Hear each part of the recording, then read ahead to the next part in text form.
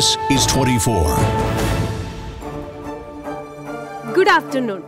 ഞാൻ പ്രായമുള്ള ഒരാളുടെ മനസ്സുകൊണ്ട് നടക്കുന്ന കുട്ടിയായിരുന്നു. ചിലപ്പോഴൊക്കെ എന്നിലൊരു കുട്ടിയെയും മറ്റു ചിലപ്പോൾ മുതിർന്ന വ്യക്തിയെയും നിങ്ങൾക്ക് കാണാനാകുമായിരുന്നു. 9 വയസ്സിൽ എന്നെ ബാധിച്ച വൃക്കരോഗമാണ് എന്നിൽ നിന്നും കുട്ടിക്കാലത്തെ അകറ്റിയത്. ഇത് പറഞ്ഞിരിക്കുന്നത് അമേരിക്കൻ റൈറ്ററായ മരിയൻ വിഗിൻസ് ആണ്. ഒന്ന് ശ്രദ്ധിച്ചാൽ പലപ്പോഴും ഒഴിവാക്കാവുന്ന വൃക്കരോഗങ്ങൾ നമുക്കിടയിൽ ഇല്ലാതാവുമെന്ന ആ ഒരു പ്രതീക്ഷയോടെ എല്ലാ പ്രേക്ഷകർക്കും ലൈവ് ഡോക്ടേഴ്സിലേക്ക് സ്വാഗതം.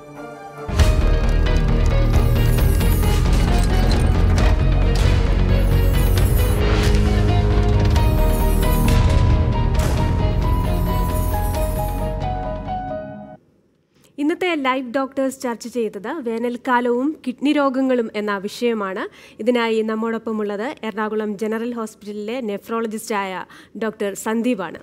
Doctor, welcome to live doctors. നമസ്കാരം. അപ്പോൾ വൃക്കരോഗങ്ങൾ ഇപ്പോൾ ഒരുപാട് കോമൺ ആയി വരികയാണ്. ലോകത്ത് തന്നെ 85 കോടി ആൾക്കാർ ഈ വൃക്കരോഗങ്ങൾ ബാധിച്ചവരുണ്ട്. അതുമാത്രവുമല്ല, മരണകാരണമായ അസുഖങ്ങളിൽ 6ാം സ്ഥാനം ഈ വൃക്കരോഗങ്ങൾ നേടിക്കഴിഞ്ഞിരിക്കുന്നു. അപ്പം ഇത്രയും വ്യാപകമായ ഒരു രോഗമാണ് വൃക്കരോഗം എന്ന് പറയുന്നത്. വേനൽക്കാലത്ത് ഇത് അധികരിക്കാനുള്ള ഒരു സാധ്യത കൂടുതലില്ലേ? പൊതുവെ വേനൽക്കാലത്ത് പലതരം വൃക്കരോഗങ്ങളാണ് നമ്മുടെ രാജ്യത്ത് നിലനിൽക്കുന്നത്. അതിൽ പ്രധാനമായും ഡയബറ്റിസ്, പ്രമേഹം മൂലമുള്ള വൃക്കരോഗമാണ് കൂടുതലായി നമ്മൾ കാണുന്നത്. 2ാം സ്ഥാനത്ത് നിൽക്കുന്നത് ഹൈപ്പർ ടെൻഷൻ അഥവാ രക്താതിസമ്മർദ്ദം മൂലമുള്ള രോഗങ്ങളാണ്. അപ്പോൾ ഈ വേനൽക്കാലത്ത് സ്റ്റേജ് അനുസരിച്ചാണ് വൃക്കയുടെ രോഗം അധികരിക്കുന്നതും അധികരിക്കാതിരിക്കുന്നതും. അപ്പോൾ ഏർലി സ്റ്റേജിലുള്ള ഒരു കിഡ്നിയുടെ അസുഖം, അതായത് സ്റ്റേജ് 3 എന്ന് പറയും, ആ സ്റ്റേജ് 3 ഉള്ള രോഗികൾ ധാരാളം വെള്ളം കുടിക്കുകയും നിർജ്ജലീകരണത്തിന് സാധ്യതയുള്ള ആളുകളുമാണ്. അപ്പോൾ ആ സ്റ്റേജിൽ ഉള്ള രോഗികൾക്ക് ഈ വേനൽക്കാലം വരുമ്പോൾ വൃക്കരോഗം അധികരിക്കാനുള്ള സാധ്യതയുണ്ട്. പക്ഷേ സ്റ്റേജ് 4, 5 രോഗികൾക്ക് വൃക്കരോഗം അധികരിക്കാൻ അല്ല സാധ്യത, വൃക്കരോഗം മൂലമുള്ള ബുദ്ധിമുട്ടുകൾ കൂടുതലാവാനാണ് സാധ്യത. കാരണം സ്റ്റേജ് 4, 5 രോഗികൾക്ക് വെള്ളം കുറവാണ് കുടിക്കേണ്ടത്. പക്ഷേ വേനൽക്കാലത്ത് ചൂട് അധികരിക്കുമ്പോൾ അതിൻ്റെ ദാഹം കൂടുകയും വെള്ളത്തിൻ്റെ ഒരു നിയന്ത്രണം രോഗിക്ക് പാലിക്കാൻ സാധിക്കാതിരിക്കുകയും ചെയ്യുമ്പോൾ കൂടുതലായിട്ട് കാണുന്നത് നീര് കൂടുക, ശ്വാസം മുട്ട് വരിക എന്നീ പ്രശ്നങ്ങളുമായിട്ടാണ് രോഗികൾ കൂടുതൽ വരാറ്. ഇപ്പോൾ വരുന്ന രോഗികളുടെ പ്രധാനപ്പെട്ട ആവശ്യം വെള്ളത്തിൻ്റെ നിയന്ത്രണം എടുത്തു കളഞ്ഞ് കൂടുതൽ വെള്ളം കുടിക്കാൻ എത്ര കുടിക്കാം എന്നുള്ളതാണ് എല്ലാവരുടെയും ചോദ്യം. അപ്പോൾ ഈ വേനൽക്കാലം വരുമ്പോൾ സാധാരണ പറഞ്ഞിരിക്കുന്നതിനേക്കാളും ഒരു 500 ml അഥവാ 2 ഗ്ലാസ് വെള്ളം കൂടുതലായിട്ട് നമുക്ക് കുടിക്കാവുന്നതാണ്. അതിൽ കൂടുതൽ വെള്ളം കുടിച്ചു കഴിഞ്ഞാൽ, വെള്ളം നിയന്ത്രിക്കാൻ ആവശ്യപ്പെട്ട രോഗികൾ അതിൽ കൂടുതൽ വെള്ളം കുടിച്ചു കഴിഞ്ഞാൽ നീര് കൂടുകയും ശ്വാസം മുട്ട് വരികയും അഥവാ രക്തസമ്മർദ്ദം വർദ്ധിക്കാനും സാധ്യതയുണ്ട്. ഇപ്പോൾ ഡോക്ടർ ഈ പറഞ്ഞതുപോലെ തന്നെ നമ്മളൊരു കാര്യം ചിന്തിക്കുകയാണെങ്കിൽ, ഇപ്പം ഗൂഗിളിൻ്റെ കാലമാണ്. എല്ലാ ആൾക്കാർക്കും രോഗങ്ങളെക്കുറിച്ച് അല്ലെങ്കിൽ മാഗസിൻസിലൊക്കെ വായിച്ച ആൾക്കാർക്ക് പല രോഗങ്ങളെക്കുറിച്ചും കുറേ അറിവുകളുണ്ടാകും. പക്ഷേ കുറേ അറിവുകളെന്ന് പറഞ്ഞാൽ അത് വളരെ പരിമിതവുമാണ്. അതുകൊണ്ട് തന്നെ കിഡ്നി രോഗം എന്ന് പെട്ടെന്ന് കേൾക്കുമ്പോൾ ആൾക്കാർ അങ്ങ് ഉപദേശിക്കാനായിട്ട് തുടങ്ങും, നിങ്ങൾ ധാരാളം വെള്ളം കുടിക്കണമെന്ന്. അപ്പോൾ അവർ ശ്രദ്ധിക്കുന്നില്ല ഇത് ഏത് തരത്തിലുള്ള കിഡ്നി രോഗമാണെന്ന്. അപ്പം ഡോക്ടർ തന്നെ പറഞ്ഞാൽ നന്നായിരിക്കും, ഏത് തരത്തിലുള്ള കിഡ്നി രോഗങ്ങളുള്ളവരാണ് വെള്ളം കുടിക്കേണ്ടത്, അത് വെള്ളം കുറവ് കുടിക്കേണ്ടത്, ഇപ്പോൾ ഡോക്ടർ പറഞ്ഞതുപോലെ ഏതൊക്കെ രോഗങ്ങളുള്ളവരാണ്? കിഡ്നി രോഗങ്ങൾ വളരെ പലതരത്തിലുള്ള രോഗങ്ങളുണ്ട്. ചില രോഗങ്ങൾ ഗ്ലോമറുലസ് എന്ന ഒരു അവയവത്തെ ബാധിക്കുന്നതാണ്. 2 ആയിട്ട് തിരിച്ചിട്ടുണ്ട് കിഡ്നി, ഗ്ലോമറുലസ് എന്നും ട്യൂബുലോ ഇൻഡസ്ട്രീഷ്യൽ കമ്പാർട്ട്മെൻ്റ് എന്നും. അതിൽ പ്രധാനമായും ട്യൂബുലോ ഇൻഡസ്ട്രീഷ്യൽ കമ്പാർട്ട്മെൻറ്റിനെ ബാധിക്കുന്ന അസുഖം ഉള്ളവർക്ക് നീര് അധികമായിട്ട് കാണുന്നില്ല. പക്ഷേ ഗ്ലോമറുലസിനെ ബാധിക്കുന്ന അസുഖമാകുമ്പോൾ നീര് വരാനുള്ള സാധ്യത കൂടുതലാണ്. അപ്പോൾ ഗ്ലോമറുലസിനെ ബാധിക്കുന്ന അസുഖമുള്ളവർക്ക് നീര് വരാൻ സാധ്യതയുള്ളവരാണ്. അവർ വെള്ളത്തിൻ്റെ അളവ് കുറച്ചാണ് കുടിക്കേണ്ടത്. നീര് വരുന്ന സാധ്യതയുള്ള രോഗികൾ, അതായത് അവർ നോക്കേണ്ടത് നീര് വരുന്നുണ്ടോ. ഇപ്പോൾ വെള്ളം കൂടുതൽ കുടിക്കുമ്പോൾ നീര് വരുന്നുണ്ടെങ്കിൽ 4-5 ഗ്ലാസ്സിൽ അത് പരിമിതപ്പെടുത്തിയാൽ അവർക്ക് കൂടുതൽ ബുദ്ധിമുട്ടില്ലാതെ മുന്നോട്ട് പോകും. അത് വെള്ളം കൂടി മാത്രമല്ല, ഉപ്പിൻ്റെ അളവ് 2 ഗ്രാമിൽ താഴെ ഉപയോഗിക്കാൻ പാടുള്ളൂ നീര് വരുന്ന രോഗികൾ. പിന്നെ അക്യൂട്ട് ഗ്ലോമറുലോനെഫ്രൈറ്റിസ് എന്ന് പറഞ്ഞ് ഒരു ഡോക്ടർ, നമുക്കൊരു കോളർ വെയിറ്റിംഗിലാണ്. ചാവക്കാട് നിന്ന് കൃഷ്ണകുമാറാണ്. കൃഷ്ണകുമാർ, ലൈവ് ഡോക്ടേഴ്സിലേക്ക് സ്വാഗതം. ഡോക്ടറിനോട് ചോദിക്കാം. ഹലോ ഡോക്ടർ, കേൾക്കുന്നുണ്ട്, ചോദിച്ചോളൂ. നമ്മളെ അമിതമായി വെള്ളം കുടിക്കുന്നതിന് വലിയ പ്രശ്നമുണ്ടോ? അമിതമായി വെള്ളം കുടിക്കുന്നത് കൊണ്ട് പ്രശ്നമുണ്ടോ എന്നാണോ ചോദ്യം? നമ്മൾ അമിതമായി വെള്ളം കുടിക്കുന്ന മൂലം വൃക്കരോഗം ഇല്ലാത്ത ഒരാൾക്ക് വൃക്കയ്ക്ക് പ്രശ്നമുണ്ടാവുന്നില്ല. സാധാരണയായി പറയുന്നത് നമ്മൾ കല്ല്, മൂത്രാശയ രോഗങ്ങൾ എന്നിവ തടയുന്നതിനായിട്ട് ഒരു 2.5 മുതൽ 3 ലിറ്റർ മൂത്രം ഒരു ദിവസം ഉണ്ടാവുന്ന അത്രയും വെള്ളം കുടിക്കണം എന്നാണ്. അതായത് ഉദാഹരണത്തിന് ഇപ്പോൾ വയലിൽ ജോലിയെടുക്കുന്ന ഒരാൾക്ക് അതിൻ്റെ അളവ് കൂടുതൽ കുടിച്ചാൽ 2.5 മുതൽ 3 ലിറ്റർ വരെ മൂത്രം ഉണ്ടാവുകയുള്ളൂ. പക്ഷേ AC-യിൽ ജോലി ചെയ്യുന്ന, ഓഫീസ് വർക്ക് ചെയ്യുന്ന ഒരാൾക്ക് 2.5 മുതൽ 3 ലിറ്റർ മൂത്രം വരണമെങ്കിൽ അത്രയും വെള്ളം കുടിക്കേണ്ട ആവശ്യമില്ല. പക്ഷേ പോളിഡിപ്സിയ എന്ന് പറഞ്ഞൊരു അസുഖമുണ്ട്. അതായത് വെള്ളം കൂടി കൂടുതൽ ഉണ്ടാകുന്നൊരു അസുഖം. അതായത് ഇയാൾക്ക് കിഡ്നി രോഗം വരാൻ സാധ്യതയുണ്ടെന്ന് ഇയാൾക്കൊരു തോന്നലുണ്ടാവുകയും വെള്ളം ഒരു 5 ലിറ്റർ 6 ലിറ്റർ കുടിക്കുകയും ചെയ്തു കഴിഞ്ഞാൽ നമ്മുടെ തലച്ചോറിന് അത് നിയന്ത്രിക്കാൻ സാധിക്കാതെ വരും. ശരിക്കും തലച്ചോറിലുള്ള ഹൈപ്പോതലാമസ് എന്ന് പറഞ്ഞൊരു ഗ്രന്ഥിയാണ് അത് നിയന്ത്രിക്കുന്നത്. അപ്പോൾ നമ്മൾ കൂടുതൽ വെള്ളം കുടിക്കും തോറും നമ്മുടെ ഓസ്മോളാലിറ്റി, ബ്ലഡ് ഡൈല്യൂട്ടായി പോവുകയും അത് ഹൈപ്പോതലാമസിന് നിയന്ത്രിക്കാൻ സാധിക്കാതിരിക്കുകയും വരുന്നൊരു അവസ്ഥ വന്നു കഴിഞ്ഞാൽ നമ്മുടെ ബ്ലഡിലെ സോഡിയത്തിൻ്റെ അളവ് കുറഞ്ഞ് അത് ഹലോ, പറഞ്ഞോളൂ. നമ്മൾ രാത്രി വെള്ളം കുടിക്കുന്നത് വല്ല പ്രശ്നമുണ്ടോ? രാത്രി ഇങ്ങനെ നമ്മൾ ഉറക്കത്തിന്റെ അനുസരിച്ച് വെള്ളം കുടിക്കുമ്പോൾ മൊത്തത്തിലുള്ള 24 മണിക്കൂറിലെ അളവിനെ പ്രാധാന്യമുള്ളൂ. രാത്രി കുടിക്കുന്നതുകൊണ്ട് വേറെ പ്രശ്നമൊന്നുമില്ല. പ്രശ്നമൊന്നുമില്ല. അപ്പൊ നമ്മൾ നേരത്തെ ഒന്നും കഴിക്കാണ്ട് നേരത്തെ എടുത്തിട്ട് നമ്മൾ 6 മണിക്ക് 7 മണിക്ക് അനുസരിച്ച് ഭക്ഷണം കഴിക്കാൻ മുന്നേ നമ്മൾ വെള്ളം കുടിക്കുന്നതിന് വല്ല പ്രശ്നമുണ്ടോ? ചോദ്യം ക്ലിയർ ആവുന്നില്ല, കുറച്ച് ഒച്ചയിൽ പറയാമോ? അതെ, നമ്മള് വെറും വയറ്റിൽ വെള്ളം കുടിക്കുന്നത് എണീറ്റ് എന്നിട്ട് നമ്മൾ വെറും വയറ്റിൽ വെള്ളം കുടിക്കുന്നത് വല്ല പ്രശ്നമുണ്ടോ? ഇല്ല, അങ്ങനെ പ്രശ്നമൊന്നുമില്ല.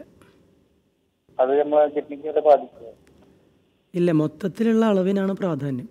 നമ്മുടെ കിഡ്നി താങ്ങാവുന്നതിലപ്പുറം വെള്ളം കുടിച്ചു കഴിഞ്ഞാൽ അത് കിഡ്നിക്കല്ല പ്രശ്നമുള്ളത്, നമ്മുടെ ശരീരത്തിൽ ലവണങ്ങൾ ഡൈല്യൂട്ടായി പോകും. സോഡിയത്തിൻ്റെ അളവിലൊക്കെ വ്യത്യാസം വന്ന് അത് തലച്ചോറിൽ നീര് വെക്കാനുള്ള സാധ്യതയാണ് കൂടുതലായിട്ടുള്ളത്.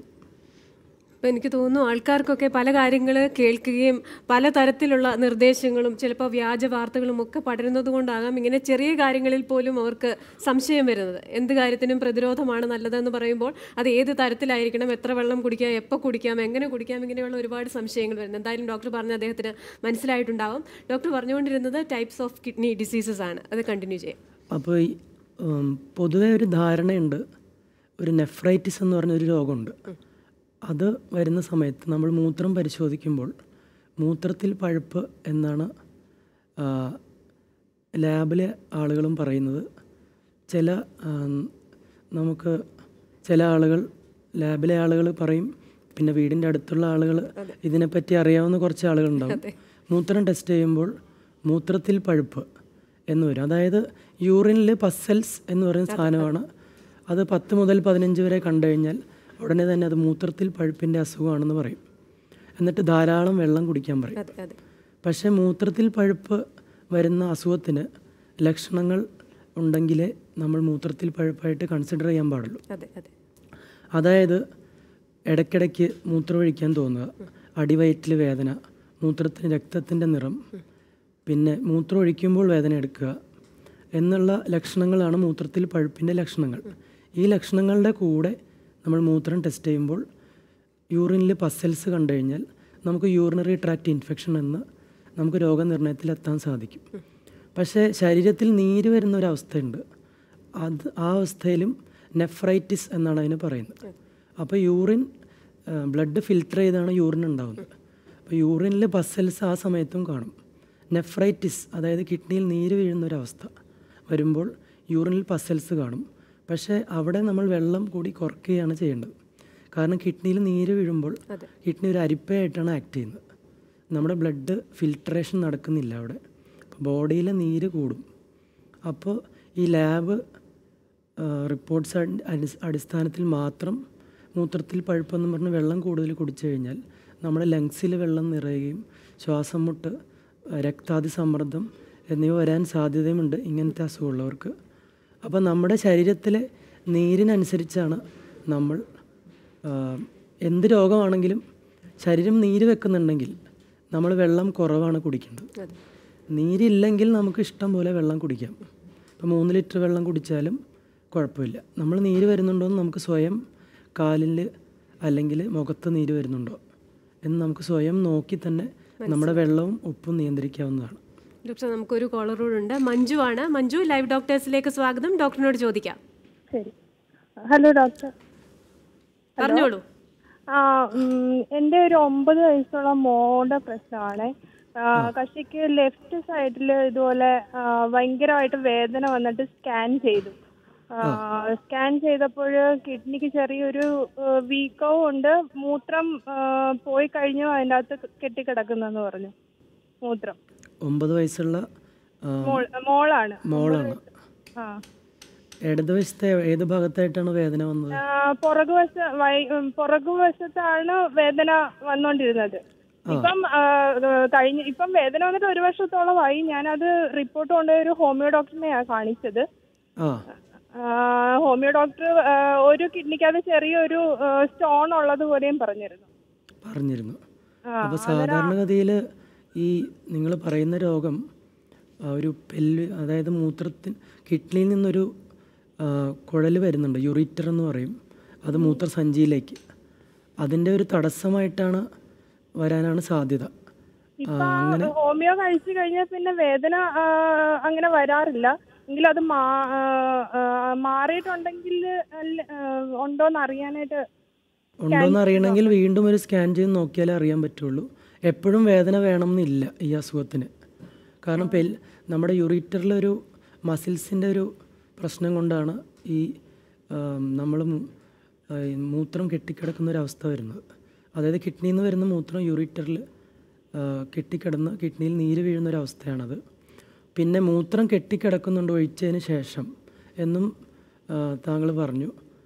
അത് ഒരു റിഫ്ലക്സ് എന്ന് പറയുന്ന ഒരു അസുഖമുണ്ട്. അതായത് നമ്മൾ മൂത്രം ഒഴിക്കുമ്പോൾ കുറച്ച് മൂത്രം കിഡ്നിയിലേക്ക് കയറിപ്പോകുന്നൊരവസ്ഥ, റിഫ്ലക്സ് നെഫ്രോപ്പതി എന്ന് പറയുന്നത്. അപ്പോൾ ആ കിഡ്നിയിലേക്ക് കയറിപ്പോയ മൂത്രം ബ്ലാഡറിലേക്ക് തിരിച്ചു വരുന്നതുകൊണ്ടായിരിക്കാൻ ഒരു സാധ്യതയുണ്ട്. അപ്പോൾ അതിനെ സംബന്ധിച്ച് ഒരു വൃക്കരോഗ വിദഗ്ധനെ, ഒരു യൂറോളജിസ്റ്റിനെ കാണിക്കുന്നതായിരിക്കും നല്ലത്. ഇപ്പോൾ എന്ത് തന്നെയായാലും പല കിഡ്നി രോഗങ്ങളും അതിൻ്റെ തുടക്കത്തിൽ ചിലപ്പോൾ ലക്ഷണങ്ങൾ കാണിക്കണമെന്നില്ല. ചിലപ്പോൾ അതിൻ്റെ ഒരു അവസാന സ്റ്റേജിലായിരിക്കും. അതുകൊണ്ട് തന്നെ നമ്മളത് ശ്രദ്ധിക്കാതെയും അത് വഷളാകുകയും ചെയ്യും. അപ്പോൾ തുടക്കത്തിൽ ഏതെങ്കിലും തരത്തിലുള്ള ലക്ഷണങ്ങളുണ്ടോ അങ്ങനെ നമുക്ക് ശ്രദ്ധിക്കാൻ പറ്റുന്ന തരത്തിൽ? വൃക്കരോഗത്തിന് സാധാരണ ഒരു 5 മുതൽ 20% രോഗികൾക്ക് അവസാനത്തെ സ്റ്റേജിലാണ് ഇത് അറിയാൻ സാധിക്കുന്നത്. അപ്പോൾ ഏർലി സ്റ്റേജിൽ അറിയാൻ ഉള്ള ലക്ഷണങ്ങൾ എന്താണെന്ന് വെച്ച് കഴിഞ്ഞാൽ നമ്മൾ ടെസ്റ്റിലൂടെ മാത്രമേ ഏർലി സ്റ്റേജ് സാധാരണ അറിയുള്ളൂ. അതായത് യൂറിൻ ആൽബുമിൻ ക്രിയാറ്റിൻ റേഷ്യോ എന്ന് പറയുന്ന ഒരു ടെസ്റ്റാണ് യൂറിനിൽ അറിയാൻ സാധിക്കുന്നത്. പിന്നെ മൂത്രത്തിൽ പത ഉണ്ടാവാം. പക്ഷേ അത് ഡിപ്പെൻഡ് ചെയ്തിരിക്കും. ഓരോരുത്തർക്ക് അവരവർ മൂത്രം ഒഴിക്കുമ്പോൾ ചിലപ്പോൾ പതഞ്ഞ് കാണും. അത് അങ്ങനെ എന്തെങ്കിലും സംശയം ഉണ്ടെങ്കിൽ അത് ടെസ്റ്റ് ചെയ്ത് കഴിഞ്ഞാൽ നമുക്ക് മൂത്രത്തിൽ പത കുഴപ്പമുള്ളതാണോ എന്നറിയാൻ സാധിക്കും. പിന്നെ IgA നെഫ്രോപ്പതി എന്ന് പറയുന്ന അസുഖങ്ങളിൽ വേദനയില്ലാതെ മൂത്രത്തിൽ രക്തം കാണുക എന്നുള്ളൊരവസ്ഥ IgA നെഫ്രോപ്പതി. കൂടെ കാലിൽ നീര് വരിക, പിന്നെ ലേറ്റ് സ്റ്റേജസിൽ കാലിൽ കോച്ചിപ്പിടുത്തം വരിക, വിശപ്പില്ലായ്മ, രക്തക്കുറവ്, ഇതെല്ലാം വൃക്കരോഗത്തിൻ്റെ ലക്ഷണങ്ങളാണ്. അപ്പോൾ അതുപോലെ തന്നെ ഡോക്ടർ ഈ ശരീരത്തിലെ ലവണങ്ങളുടെ കാര്യം പറഞ്ഞു. അപ്പോൾ വൃക്കയും ഈ ലവണങ്ങളുമായിട്ട് വളരെയധികം ബന്ധമുണ്ട്. ഇപ്പോൾ നമ്മൾ കഴിക്കുന്ന പല ആഹാരങ്ങളും ചിലപ്പം ഇതിന് ഒരു എതിരായിട്ടുള്ള ആഹാരങ്ങളായിരിക്കും. അപ്പോൾ വൃക്കരോഗികൾ ഒഴിവാക്കേണ്ട ആഹാരങ്ങൾ എന്തൊക്കെയാണ്?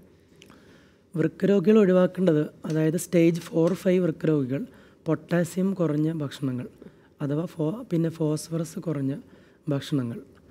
ഓക്സലേറ്റ് എന്ന് പറയുന്ന ഒരു സാധനമുണ്ട്, അത് കുറഞ്ഞ ഭക്ഷണങ്ങളാണ് സെലക്ട് ചെയ്യേണ്ടത്.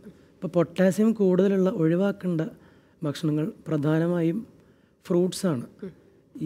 അതായത് ചില രോഗികൾ രക്തക്കുറവും ഉണ്ടാവും സ്റ്റേജ് 4-5 രോഗികൾക്ക്. അപ്പം മാതളം എന്ന ഡ്രൈ ഫ്രൂട്ട്സ് കഴിക്കാനുള്ള ടെൻഡൻസി കൂടുതലായിരിക്കും. മാതളം, ഡ്രൈ ഫ്രൂട്ട്സ് എന്നിവയിൽ പൊട്ടാസ്യം വളരെ കൂടുതലുണ്ട്. അപ്പം മാതളം, ഡ്രൈ ഫ്രൂട്ട്സ്, അതായത് ഈന്തപ്പഴം, ഉണക്കമുന്തിരി അങ്ങനെയുള്ള ഭക്ഷണങ്ങൾ രക്തം കൂട്ടുമെന്ന് പറഞ്ഞ് ആൾക്കാർ കൂടുതൽ കഴിക്കാൻ സാധ്യതയുണ്ട്. പക്ഷേ രക്തം കുറയാനുള്ള കാരണം ഈ ഭക്ഷണത്തിൽ നിന്നല്ല. വൃക്കരോഗമുള്ളവർക്ക് എറിത്രോപോയറ്റിൻ എന്ന് പറഞ്ഞൊരു ഹോർമോൺ ഡെഫിഷ്യൻസി കൊണ്ടാണ് രക്തം കുറയുന്നത്. അപ്പോൾ ഫ്രൂട്ട്സോ അഥവാ ഭക്ഷണം കൊണ്ടോ അത് രക്തം നമുക്ക് കൂട്ടാൻ സാധിക്കുന്നതല്ല. ഈ എറിത്രോപോയറ്റിന് ഇഞ്ചക്ഷൻ എടുത്താലേ നമുക്ക് രക്തം കൂടുകയുള്ളൂ. അപ്പോൾ എല്ലാ ഫ്രൂട്ട്സും നമ്മൾ അവോയ്ഡ് ചെയ്യണം. നമുക്ക് ഫ്രൂട്ട്സ് കഴിക്കണമെന്ന് വളരെ ആഗ്രഹമുണ്ടെങ്കിൽ ആപ്പിൾ, പേരയ്ക്ക, പപ്പായ എന്നീ ഫ്രൂട്ട്സ് കഴിക്കാവുന്നതാണ്. പിന്നെ നോൺ വെജിറ്റേറിയൻ ഭക്ഷണം, അതായത് റെഡ് മീറ്റ് ഒഴിവാക്കണം. പിന്നെ കക്ക. ഡോക്ടർ, ഒരു കോളർ വെയിറ്റിംഗിലാണ്. ഓമനയാണ് പുനലൂരിൽ നിന്ന്. ഓമന, ലൈവ് ഡോക്ടേഴ്സിലേക്ക് സ്വാഗതം. ചോദിക്കാം. ഹലോ. ഹലോ, എങ്ങനെ ചോദിക്കണം? പറഞ്ഞോളൂ. Hello doctor. പറഞ്ഞോളൂ, കേൾക്കാം. ഡോക്ടർ കേൾക്കുന്നുണ്ട്, സംസാരിച്ചോളൂ. Doctor, good afternoon doctor. Good afternoon. എനിക്ക് കിഡ്നി സ്റ്റോൺ ഉണ്ട്. 2 കിഡ്നിയിലും ഉണ്ട് സ്റ്റോണ്. ഒന്നില് 5.4, ഒന്നിനകത്ത് ചെറുതായിട്ട് 2 എണ്ണം. എങ്ങനെയാണ് അത് മനസ്സിലായത്? കിഡ്നി സ്റ്റോൺ ആണെന്ന് എങ്ങനെയാണ് കണ്ടുപിടിച്ചത്? എനിക്ക് വയറുവേദനയും ഛർദിലുമായിരുന്നു. വയറുവേദനയും ഛർദിലും വന്നു. ഞാൻ അങ്ങനെ തലകറങ്ങി വീണു. അങ്ങനെ ഹോസ്പിറ്റലിൽ പോയിട്ട് ബ്ലഡ് ടെസ്റ്റ് ചെയ്തപ്പം പറഞ്ഞു. അപ്പോൾ എന്താണ് സംശയം, ചോദിച്ചോളൂ. അപ്പോഴും വയറുവേദനയും ഛർദിലും വന്നപ്പോഴാണ് കിഡ്നി സ്റ്റോൺ ആണെന്ന് അറിഞ്ഞത്. അങ്ങനെ എനിക്ക് മരുന്ന് തന്നു. അതിലിപ്പോ ഇച്ചിരി കുറവുണ്ട്. ഞാൻ ഇനി എന്താണ് ചെയ്യേണ്ടത്? അപ്പോൾ കിഡ്നി സ്റ്റോൺ ഏറ്റവും നല്ല ടെസ്റ്റ് കിഡ്നി സ്റ്റോൺ മാറിയോ എന്ന് നോക്കാനായിട്ട് ഒരു CT സ്കാൻ എടുത്ത് നോക്കുക എന്നുള്ളതാണ് ഏറ്റവും പ്രധാനമായിട്ടുള്ള ഒരു ടെസ്റ്റ്. കാരണം അൾട്രാസൗണ്ടിൽ കുറേ പരിമിതികളുണ്ട്. അതിൻ്റെ കാരണം കിഡ്നി സ്റ്റോൺ ഉള്ളവർക്ക് ഇല്ല എന്നും ഇല്ലാത്തവർക്ക് ഉണ്ടെന്നും പറയാനുള്ള കുറച്ച് കാര്യങ്ങൾ അൾട്രാസൗണ്ടിലുണ്ട്. അപ്പോൾ ഒരു CT scan plain CT scan എടുത്ത് നോക്കിയാലേ ശരിക്കും കിഡ്നി സ്റ്റോൺ ഉണ്ടോയെന്ന് തന്നെ ഉറപ്പുവരുത്താൻ സാധിക്കുകയുള്ളൂ. അപ്പോൾ ഒരു CT സ്കാൻ എടുക്കുന്നതായിരിക്കും നല്ലതെന്നാണ് എൻ്റെ അഭിപ്രായം. CT സ്കാൻ എടുത്തു. CT സ്കാനും അൾട്രാ സ്കാനും എടുത്തു. CT സ്കാനിലാണോ ഈ 5 മില്ലിമീറ്റർ സ്റ്റോൺ? അതെവിടെയാണ്? കിഡ്നിക്ക് ഉള്ളിലാണോ അതോ കിഡ്നിയിൽ നിന്ന് ഇറങ്ങി വരുന്ന കുഴലിലാണോ ഉള്ളത്? കുഴലിലല്ല, ഉള്ളിലാണ്. കിഡ്നിക്ക് ഉള്ളിലാണെങ്കിൽ സാധാരണ സ്റ്റോൺ പ്രശ്നം ഉണ്ടാക്കുന്നതല്ല. ധാരാളം വെള്ളം കുടിക്കുക. 5 മില്ലിമീറ്റർ സ്റ്റോൺ ആയതുകൊണ്ട് ഇറങ്ങിപ്പോവാനാണ് സാധ്യത. ഇപ്പൊ അത് കുറഞ്ഞ ഒരു 3 മില്ലിമീറ്റർ ആയിട്ടുണ്ട്. അപ്പോൾ അത് വറി ചെയ്യേണ്ട ആവശ്യമില്ല. ഇനി അതിൻ്റെ സൈസ് കൂടാതിരിക്കാനായിട്ട് ഞാൻ നേരത്തെ പറഞ്ഞതുപോലെ ഒരു 2 ലിറ്റർ മൂത്രം ഉണ്ടാകുന്ന രീതിയിൽ ഡെയിലി വെള്ളം കുടിക്കണം. അപ്പോൾ ഒരു 4 ലിറ്ററോളം വെള്ളം, ജോലിക്കനുസരിച്ച് 3-4 ലിറ്റർ വെള്ളം കുടിക്കാൻ ആവശ്യമുണ്ട്. വെള്ളം കുടിയാണ് ഏറ്റവും പ്രധാനം മരുന്നിനേക്കാളും. ഒരു 85% വെള്ളം കുടിക്കുകയാണ് പ്രാധാന്യം എന്നാണ് പഠനങ്ങൾ തെളിയിക്കുന്നത്. സ്റ്റോൺ ഫ്ലക്സ് എന്ന് പറഞ്ഞ ഒരു ഗുളികയാണ് ഞാൻ കഴിച്ചത്. സ്റ്റോൺ ഫ്ലക്സ് എന്ന് പറഞ്ഞ ഗുളിക 1 മാസത്തോളം കഴിച്ചാൽ മതി. ഗുളിക പലതരത്തിലുണ്ട്. അത് യൂറിക് ആസിഡ് സ്റ്റോൺസിന് മാത്രമേ ഗുളിക ഫലപ്രദമായിട്ടുള്ളൂ. കാൽഷ്യം സ്റ്റോൺസ് ആണെങ്കിൽ നമ്മൾ വെള്ളം കുടിയാണ് പ്രധാനം ഗുളികേനേക്കാളും. 85% രോഗികൾക്കും കാൽഷ്യം സ്റ്റോൺസ് ആണ്. അപ്പോൾ കിഡ്നി സ്റ്റോൺ 5 മില്ലിമീറ്റർ താഴെയാണെങ്കിൽ മാറിപ്പോവും. വെള്ളം ധാരാളം കുടിക്കുക. വെള്ളം കുടിക്കുന്നതിനനുസരിച്ചാണ് മാറോ ഇല്ലയെന്ന് പറയാൻ പറ്റുള്ളൂ. അപ്പം അദ്ദേഹം അത് ശ്രദ്ധിച്ചിട്ടുണ്ടാവുമെന്ന് കരുതുന്നു. ഇപ്പോൾ ഡോക്ടർ വെള്ളംകുടിയുടെ കാര്യം പറഞ്ഞതുകൊണ്ട് തന്നെ നമ്മുടെ ഒരു സംസ്കാരത്തിൻ്റെ ഭാഗമായിട്ട് പണ്ടൊക്കെ വീടുകളിൽ ആൾക്കാർ വരുമ്പം നമ്മളൊന്നുകിൽ സംഭാരം അല്ലെങ്കിൽ ശുദ്ധജലം അല്ലെങ്കിൽ തിളപ്പിച്ചാറിയ വെള്ളം ഇങ്ങനെയൊക്കെയുള്ള കാര്യങ്ങളാണ് കൊടുത്തുകൊണ്ടിരുന്നത്. പക്ഷേ നമ്മൾ ഈ മോഡേൺ സമൂഹത്തിനെ ആഗിരണം ചെയ്യുന്നത് കൊണ്ട് തന്നെ നമ്മളിപ്പോൾ നമ്മുടെ ഈ വെള്ളം കുടിയുടെ ശീലം മാറി നമ്മൾ കൂടുതലും എയറേറ്റഡ് ഡ്രിങ്ക്സ് അല്ലെങ്കിൽ മറ്റ് പല നിറങ്ങളിലുള്ള ശീതളപാനീയങ്ങൾ ഒക്കെ കൂടുതൽ കുടിക്കാനായിട്ട് തുടങ്ങി. തീർച്ചയായിട്ടും വൃക്കയുടെ ആരോഗ്യത്തെ ഇത് ബാധിക്കുകയില്ല. അത് പ്രധാനപ്പെട്ട ഒരു ചോദ്യമാണ്. കാരണം ഈ നിർജ്ജലീകരണം മൂലം വൃക്കയ്ക്ക് വരുന്ന ഒരു പ്രത്യേകതരം അസുഖമുണ്ട്. പ്രത്യേകിച്ച് ഗൾഫ് രാജ്യങ്ങളിൽ കുക്കായിട്ട് ജോലി ചെയ്യുന്ന ആൾക്കാർക്കാണ് ഇത് സാധാരണ വരുന്നത്. അല്ലെങ്കിൽ ഷുഗർ കെയിൻ ഫാർമേഴ്സ്, ഇതിൻ്റെ പേര് മീസോ അമേരിക്കൻ നെഫ്രോപ്പതി എന്നാണ്. അപ്പോൾ ഇവരുടെ ഒരു ടെൻഡൻസി എന്താണെന്ന് വെച്ച് കഴിഞ്ഞാൽ സിവിയറായിട്ട് ദാഹിക്കുമ്പോൾ സോഫ്റ്റ് ഡ്രിങ്ക്സ് കുടിക്കുക. അപ്പോൾ വീണ്ടും ദാഹം കൂടും, അങ്ങനെ വീണ്ടും സോഫ്റ്റ് ഡ്രിങ്ക്സ് കുടിക്കും. ഈ സോഫ്റ്റ് ഡ്രിങ്ക്സ് കുടിക്കുന്നത് മൂലം കൂടുതൽ നിർജ്ജലീകരണമാണ് നമ്മുടെ ശരീരത്തിലുണ്ടാകുന്നത്. കാരണം ഓസ്മോട്ടിക് ഡയൂറിസിസ് വന്നിട്ട് നിർജ്ജലീകരണം വന്ന് വൃക്ക ചുരുങ്ങിപ്പോയി മീസോ അമേരിക്കൻ നെഫ്രോപ്പതി എന്ന് പറയുന്നൊരു അവസ്ഥയിലേക്ക് പോകാൻ സാധ്യതയുണ്ട്. പ്രത്യേകിച്ച് ഇപ്പോഴത്തെ ഒരു അവസ്ഥയിൽ ഈ എയറേറ്റഡ് ഡ്രിങ്ക്സ്, സോഫ്റ്റ് ഡ്രിങ്ക്സ് ഫുള്ളായിട്ട് ലൈം ജ്യൂസ് എന്നീ പ്രത്യേകിച്ച് മധുരമിട്ട ലൈം ജ്യൂസ് ഒഴിവാക്കുന്നതാണ് നല്ലത്. സാധാരണ വെള്ളം, സംഭാരം എന്ന് നമ്മുടെ ജലീകരണം വേണമെങ്കിൽ തണ്ണിമത്തൻ കഴിക്കാം, വെള്ളരിക്ക, അങ്ങനെയുള്ള തണുപ്പ് ഉണ്ടാക്കുന്ന, കൂടുതൽ തണുപ്പ് നൽകുന്ന സാധനങ്ങൾ കഴിക്കുന്നതാണ് നല്ലത്. ചായ, കാപ്പി, ചൂട് ഉള്ള വസ്തുക്കൾ ഒഴിവാക്കുന്നതാണ് നല്ലത്. ഇപ്പോൾ ഡോക്ടർ പറഞ്ഞു വരുന്നത് നമ്മൾ ഇത്തരത്തിൽ മുന്നോട്ട് പോയി കഴിഞ്ഞാൽ, അതായത് ഈ രീതിയിലുള്ള സോഫ്റ്റ് ഡ്രിങ്ക്സും ഒക്കെ കൂടുതൽ സ്ഥിരമായി ഉപയോഗിച്ച് കഴിഞ്ഞാൽ ഈ മീസോ അമേരിക്കൻ റീജിയനിൽ കാണപ്പെടുന്ന ഈ മീസോ അമേരിക്കൻ നെഫ്രോപ്പതി എന്ന് പറയുന്ന രോഗം താമസിയാതെ ഇന്ത്യയിലും കേരളത്തിലുമുള്ളവർക്കും കൂടി ലഭിക്കുമെന്നല്ലേ പറഞ്ഞതിൻ്റെ അർത്ഥം? അതെ, ഇങ്ങനെ പോയി കഴിഞ്ഞാൽ നമ്മൾ വെള്ളം കുടിക്കേണ്ടത് വെള്ളം തന്നെ കുടിക്കണം. അതിന് പകരം ആയിട്ട് സോഫ്റ്റ് ഡ്രിങ്ക്സ് അഡോപ്റ്റ് ചെയ്ത് കഴിഞ്ഞാൽ അത് നമ്മുടെ വൃക്കയെ പ്രതികൂലമായിട്ട് തന്നെ ബാധിക്കുകയുള്ളൂ. പിന്നെ മറ്റൊരു കാര്യമാണ്, ഈ തൊഴിലുമായിട്ട് തന്നെ ബന്ധപ്പെട്ട ഒരു കാര്യമാണ് ഓക്യുപ്പേഷണൽ ഹീറ്റ് സ്ട്രെസ് എന്ന് പറയുന്നത്. പലപ്പോഴും ഈ റോഡിലൊക്കെ ജോലി ചെയ്യുന്നവർ, അതുപോലെ തന്നെ പലപ്പോഴും ചൂട് കൂടുതലുള്ള ഏരിയയിൽ ജോലി ചെയ്യുന്നവർ, അവർ നിർബന്ധിതരാവുകയാണ്, അവർക്ക് വേറെ ഓപ്ഷനൊന്നുമില്ല. അപ്പോൾ അങ്ങനെയുള്ളവർ അവരുടെ വൃക്കകളുടെ ആരോഗ്യം സംരക്ഷിക്കാനായിട്ട് എന്തെല്ലാം കാര്യങ്ങൾ ശ്രദ്ധിക്കേണ്ടതായിട്ടുണ്ട്? ഈ തൊഴിൽ ചെയ്യുന്ന ആൾക്കാർ വെള്ളം കുടിക്കാനുള്ള സംവിധാനം അവരുടെ മുതലാളിമാർ ചെയ്തു കൊടുക്കുക എന്നുള്ളതാണ് ഏറ്റവും പ്രധാനം. കാരണം ഇവർ തൊഴിൽ ചെയ്തുകൊണ്ടിരിക്കുമ്പോൾ അവർ തൊഴിലിൽ ശ്രദ്ധിച്ചു കഴിഞ്ഞ് ഇവരിത് വെള്ളം കുടിക്കാനും ഒന്നും ഇവർക്ക് നേരം കണ്ടെത്താൻ സാധിക്കില്ല. അപ്പം മൂത്രാശയ രോഗങ്ങൾ, കല്ല് രോഗങ്ങൾ, ഇതുപോലെ കിഡ്നി ഡീഹൈഡ്രേഷൻ എന്നിവ വന്നിട്ട് വൃക്കരോഗം വരാനുള്ള സാധ്യത ഇവരിൽ കൂടുതലാണ്.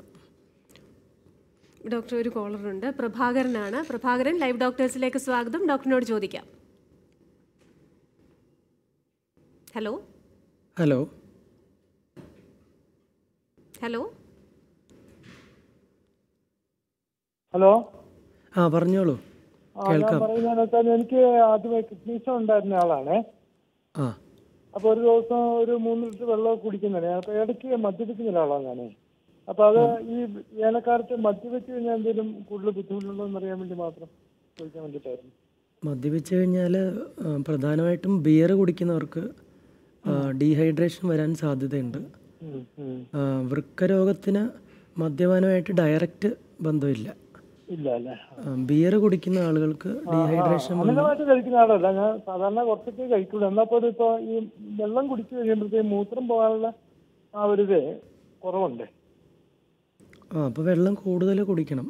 നമ്മൾ മൂത്രത്തിൻ്റെ അളവാണ് പ്രധാനം. ചില ആളുകൾക്ക് ഒരു 4 ലിറ്ററോളം വെള്ളം കുടിച്ചാലേ ഒരു 2.5 മുതൽ 3 ലിറ്റർ മൂത്രം ഉണ്ടാവുകയുള്ളൂ. അപ്പോൾ ഓരോരുത്തരുടെ ശരീരപ്രകൃതി അനുസരിച്ചാണ് മൂത്രം ഉണ്ടാകുന്നത്. അതുപോലെ നമുക്കറിയാം, പ്രായം കൂടുന്തോറും നമ്മുടെ പല അവയവങ്ങൾക്കുമുള്ള ക്ഷമത കുറഞ്ഞു വരും. കണ്ണിന് കാഴ്ച കുറഞ്ഞു വരും, ചെവിക്ക് കേൾവി കുറഞ്ഞു വരും, അതുപോലെ തന്നെ വൃക്കയുടെ ക്ഷമതയും കുറഞ്ഞു വരും. അപ്പോൾ പ്രായമുള്ള ആൾക്കാരിൽ വൃക്കരോഗങ്ങൾ വരാനുള്ള സാധ്യതയും കൂടുതലാണ്. അപ്പോൾ ഈ വേനൽ കാലത്ത് അവരും കൂടുതലായിട്ട് ശ്രദ്ധിക്കേണ്ടതായിട്ടുണ്ട്. കാരണം അവർ കൂടുതൽ പ്രോൺ ടു ഡിസീസാണ്. അപ്പോൾ ഈ പ്രായമുള്ള ആൾക്കാർ എന്തൊക്കെയാണ് ശ്രദ്ധിക്കേണ്ടത്? സാധാരണഗതിയിൽ പറയുന്നത് 40 വയസ്സ് കഴിഞ്ഞ് കഴിഞ്ഞാൽ ഓരോ 10 വർഷവും 10% വെച്ച് വൃക്ക ഡാമേജ് വരുന്നുണ്ടെന്നുള്ളതാണ് നാച്ചുറലായിട്ട്. അപ്പോൾ 40 വയസ്സിന് മുകളിലുള്ള ആളുകൾ പ്രത്യേകം ഇത് ശ്രദ്ധിക്കേണ്ടതാണ്. ഈ പറഞ്ഞ കാര്യങ്ങളൊക്കെ തന്നെയാണ് അവരും ശ്രദ്ധിക്കേണ്ടത്. പ്രത്യേകിച്ച് വയസ്സായിട്ടുള്ള ആൾക്കാർ കോൺസെൻട്രേറ്റിംഗ് കപ്പാസിറ്റി കുറവായിരിക്കും വൃക്കയുടെ. അപ്പോൾ ഒരു ബാലൻസ് ചെയ്തിട്ട് വേണം വെള്ളമൊക്കെ കുടിക്കാൻ. ഒരു 2 ലിറ്ററോളം വെള്ളം അവർ കുടിച്ചാൽ മതിയാവും. അമിതമായിട്ട് കുടിച്ചാലും കുറവ് കുടിച്ചാലും അവർക്ക് ദോഷം ചെയ്യും. അപ്പോൾ ഒരു ആവറേജായിട്ട് ഒരു 1.5 മുതൽ 2.5 ലിറ്റർ വരെ വെള്ളം അവർക്ക് കുടിക്കാവുന്നതാണ്. അപ്പോൾ പൊതുവായിട്ട് ഈ വൃക്കരോഗങ്ങൾ കണ്ടുപിടിക്കാനായിട്ട് പലതരത്തിലുള്ള ഡയഗ്നോസിസ് മെത്തേഡ്സ് കാണുമല്ലോ. അപ്പോൾ ഏതൊക്കെ രീതിയിലാണ് ഇത് കണ്ടെത്താൻ സാധിക്കുന്നത്? പ്രധാനമായും മൂത്രത്തിൻ്റെ ടെസ്റ്റും ബ്ലഡിൽ ക്രിയാറ്റിനിൻ്റെ അളവും വെച്ചിട്ടാണ് സാധാരണ വൃക്കരോഗം കണ്ടുപിടിക്കുന്നത്. അത് പലതരത്തിലുണ്ട്. ചില രോഗികൾ റുട്ടീനായിട്ട് ടെസ്റ്റ് ചെയ്യുമ്പോഴായിരിക്കും ക്രിയാറ്റിൻ കൂടുതലായിട്ട് കാണുന്നത്. പിന്നെ ചില രോഗികൾക്ക് എന്തെങ്കിലും ലക്ഷണങ്ങൾ, ഉദാഹരണത്തിന് കാലിൽ നീര് വരിക, മൂത്രത്തിൽ പത കാണുക, അങ്ങനെ വരുന്ന അവസ്ഥയിലാണ്. സിമ്പിളായിട്ടുള്ള 2 ടെസ്റ്റ് കൊണ്ട് വൃക്കയ്ക്ക് രോഗമുണ്ടോ എന്ന് അറിയാൻ പറ്റും. ബ്ലഡിൽ ക്രിയാറ്റിനിൻ്റെ അളവ്, മൂത്രത്തിൽ ആൽബുമിൻ അഥവാ യൂറിൻ ആൽബുമിൻ ക്രിയാറ്റിൻ റേഷ്യോ ചെയ്തു കഴിഞ്ഞാൽ വൃക്കയ്ക്ക് രോഗമുണ്ടോയെന്ന് എളുപ്പത്തിൽ കണ്ടുപിടിക്കാവുന്നതാണ്. പിന്നെ സ്കാൻ ചെയ്തിട്ട് ഒരു കോളർ വെയിറ്റിംഗിലാണ്. പാലക്കാട് നിന്ന് ഷെഫീഖാണ്. ഷെഫീഖ്, ലൈവ് ഡോക്ടേഴ്സിലേക്ക് സ്വാഗതം. ചോദിക്കാം. Hello sir. പറഞ്ഞോളൂ സർ. അമ്മ കുറച്ച് 3 മാസമായി ഡയാലിസിസ് ചെയ്തുകൊണ്ടിരിക്കുകയാണ്. പക്ഷെ ഇപ്പോ അമ്മക്ക് വന്നിട്ട് ഇപ്പൊ വാനിലായ എന്നെ കൊണ്ട് നല്ല ചൂടുകാട് നല്ല വെള്ളത്താകുണ്ട്. അപ്പൊ വെള്ളം അമ്മയ്ക്ക് കൂടുതൽ കുടിക്കാനും പാടില്ലെന്നാ പറഞ്ഞിരിക്കുന്നത്. അതെ, അത് ആഴ്ചയിൽ 3 ഡയാലിസിസ് ചെയ്യുന്ന രോഗികൾക്ക് 2 ഡയാലിസിന് ഇടയ്ക്ക് വെള്ളം കൂടുതൽ കുടിച്ചു കഴിഞ്ഞാൽ വെയിറ്റ് കൂടാൻ സാധ്യതയുണ്ട്. ഇത് സാധാരണ പഠനങ്ങൾ പറയുന്നത് 2 കിലോയെ വെയിറ്റ് കൂടാൻ പാടുള്ളൂ എന്നുള്ളതാണ്.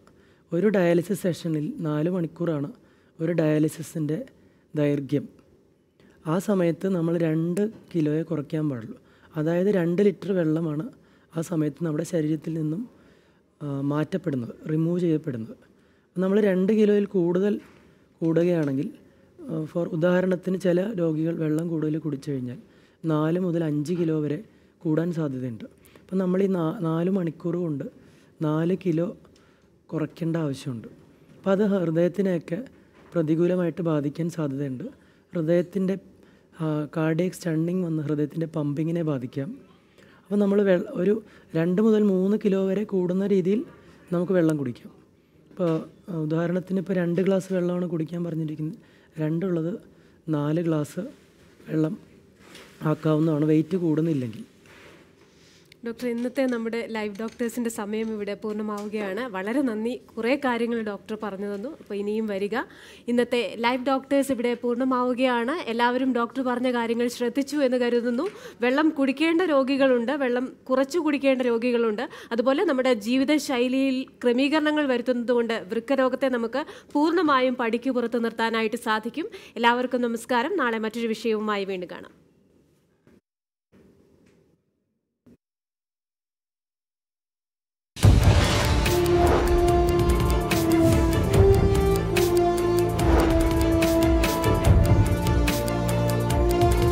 You are watching 24 from News Headquarters.